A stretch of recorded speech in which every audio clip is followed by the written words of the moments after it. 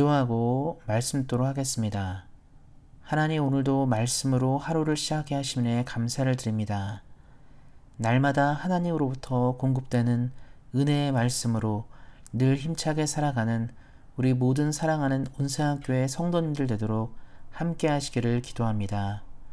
성령님을 통해 말씀을 잘 이해할 수 있도록 도우셔서 귀한 주의 말씀이 우리 삶에 잘 뿌리가 내려져 아름다운 열매를 맺는 우리 사랑하는 모든 성도님들 되도록 함께 하시기를 기도합니다. 지금은 살아계신 주의 말씀을 듣기 위해 있습니다. 말씀을 전하는 사람과 듣는 모든 사람들에게 하나님의 은혜가 충만하게 임하길 원하며 우리 주 예수 그리스도의 이름으로 기도하였습니다. 아멘. 함께 하나님의 말씀 보도록 하겠습니다. 같이 읽을 하나님의 말씀은 신약성경 188페이지 사도행전 2장 12절부터 13절까지 말씀입니다. 신약성경 188페이지 사도행전 2장 12절부터 13절까지 말씀입니다.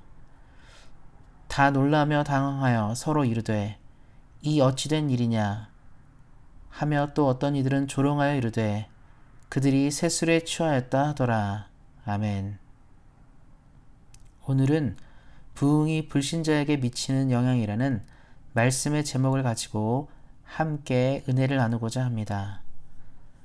어제 살펴본 것처럼 부흥은 세상 모든 나라들에게 하나님의 영광을 드러내는 목적을 가지고 있습니다. 그렇기 때문에 부흥은 하나님의 영광과 밀접한 관련을 가지고 있음을 우리는 어제 살펴보았습니다. 그러나 우리가 아는 것처럼 부흥의 시기에 모든 사람들이 그 부흥의 물결에 참여하는 것이 아니라는 점입니다. 언제나 위대한 하나님의 영광의 때에 그것을 거부하고 받아들이지 못하는 사람들이 늘 존재하였습니다. 복음서를 읽다 보면 우리는 의문스러운 그룹들을 만나게 됩니다. 바로 바리새인과 당시의 종교 지도자들과 같은 사람들입니다. 그들은 인류 역사에 다시 없을 하나님의 아들 예수님과 동시대를 살았던 사람들이었음에도 불구하고 예수님을 받아들이지 못함으로 하나님의 약속한 복들을 누리지 못한 사람들이 되었습니다. 한번 생각해 보시기 바랍니다. 예수님의 수많은 이적들 앞에서 그들이 예수님을 인정하고 예배하는 것이 아니라 그들은 늘 예수님을 멸시하였고 모독하였습니다. 수많은 사람들의 삶의 변화가 일어나는 부흥의 순간에도 그들은 어떻게 하면 예수를 없앨까를 고민한 어처구니 없는 일들을 저질렀습니다. 그 이유는 바로 하나님께서 허락하신 부흥의 시간을 거절하고 수용하지 못했기 때문입니다. 이렇듯 교회의 역사, 성경의 역사에서 하나님의 부흥을 받아들이지 못하는 경우는 상당히 많이 나타납니다. 오늘의 본문 역시 그것들을 이야기하는 한 중요한 예입니다. 오순절 성령 강림으로 교회는 전에 경험하지 못한 성령의 충만을 경험하였습니다. 그 결과 성령의 뜨거운 불이 임하여 각 사람들이 세상 여러 나라의 방언을 말하기 시작하였고 이로 말미암아 수많은 사람들의 회심을 불러왔습니다. 그러한 놀라운 때에 어떤 사람들은 당황했다는 표현을 쓸 정도로 놀라 의심하였고 어떤 사람들은 성령의 충만한 사람들을 술에 취한 사람들로 조롱하기도 하였습니다. 이들은 교회에 임한 부흥의 역사를 반발하여 나타난 그룹들로 예수님 당시에 종교 지도자들과 같은 반응을 보였습니다. 성령의 역사 앞에서 은혜를 누리지 못하고 오히려 대척점에 선 것입니다. 사랑하는 성도 여러분, 하나님의 부흥은 분명히 우리 믿는 사람들에게는 하나님의 복과 같은 것이며 날마다 우리가 추구하고 바라는 것이지만 믿음이 없는 이들에게는 의미 없는 것에 불과합니다. 영적인 복과 은혜를 알지 못하는 인생들은 하나님의 복이 무엇인지 모르기 때문입니다. 예수님은 이에 대해 이렇게 말씀하셨습니다. 거룩한 것을 개에게 주지 말며 너희 진주를 돼지 앞에 던지지 말라. 그들이 그것을 발로 밟고 돌이켜 너희를 찢어 상하게 할까 염려하라. 마태복음 7장 6절 말씀입니다. 하나님의 나라를 모르는 사람들이 부흥과 성령을 이해할 수 없다는 말입니다. 은혜를 모르는 사람들이 만나는 결과는 당연히 부정적입니다. 요즘의 시대는 어떻습니까? 많은 사람들이 예수님을 믿는 가치를 모르며 하나님의 나라를 모릅니다. 그래서 교회를 비난하고 욕하는 사람들이 많은 것입니다.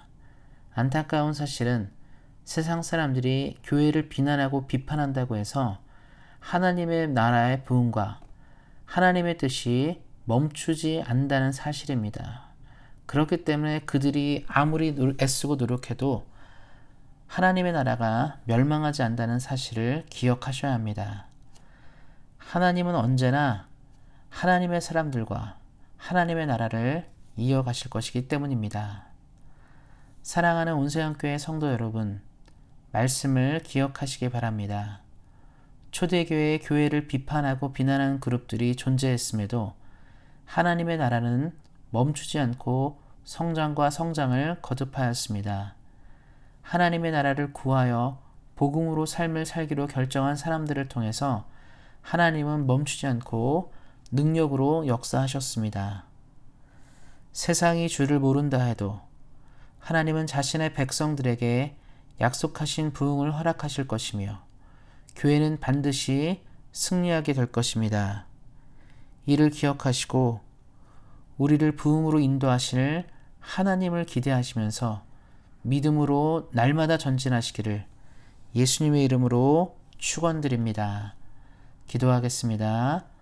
사랑의 하나님, 우리 사랑하는 모든 성도님들이 위대한 하나님의 시간을 알아보지 못하는 믿음이 없는 사람들이 되지 않고 믿음의 주역들이 되어서 주의 나라를 잘 세워가시기를 기도합니다. 우리가 하나님의 나라에 이를 때까지 부흥을 열망하게 하시고 주의 부흥의 때에 쓰임받는 온세한 교회가 되도록 함께 하시기를 기도합니다. 오늘도 은혜 가운데 하루를 살게 하실 하나님을 믿으며 우리 주 예수 그리스도의 이름으로 기도하였습니다. 아멘. 함께 기도하는 시간 갖도록 하겠습니다. 특별히 오늘 오후 1시에 교회 이전을 위한 답사가 있습니다. 이 시간을 위해서도 기도해 주시기 바랍니다. 또한 내일부터 교회 이전을 위한 이사를 하게 됩니다. 하나님의 은혜 가운데 이사하는 모든 일정들이 잘 마무리될 수 있도록 기도해 주시기 바랍니다. 또한 내일 수요예배를 위해서 수요예배를 통해서 영광 돌리는 하루 될 수 있도록 하나님의 은혜를 만날 수 있도록 예배를 위해서도 기도해 주시기 바랍니다. 또 돌아오는 주일이 오프라인 예배입니다. 코로나 이후에 처음으로 드리는 예배인데요. 하나님께 영광 돌릴 수 있는 예배 될 수 있도록 새 성전에서 도약을 경험하는 예배 될 수 있도록 예배를 위해서도 주일 예배를 위해서도 기도해 주시기 바랍니다. 또한 새로운 담임 목사 청빙을 위해서 하나님이 필요한 일꾼들을 우리 교회에게 보내주시도록 이를 위해서도 기도하시기 바랍니다. 또한 우리 안에 몸이 연약한 사람들 주의 은혜 가운데 회복되는 역사 있을 수 있도록 우리 안에 몸이 연약한 지체들을 위해서도 기도하는 시간 갖도록 하겠습니다. 또한 대한민국과 캐나다를 위해서 코로나를 잘 대처하고 하나님의 영광을 이룰 수 있는 나라들 될 수 있도록 이것을 위해서도 기도해 주시기 바랍니다. 오늘 말씀처럼 부흥을 보는 시각은 믿음에 따라 매우 다릅니다. 우리 사랑하는 성도님들이 하나님의 사람답게 부흥을 기대하고 바라보시기를 예수님의 이름으로 다시 한번 격려드립니다. 오늘도 말씀 안에서 은혜 안에서 승리하세요. 주의 사랑으로 사랑합니다.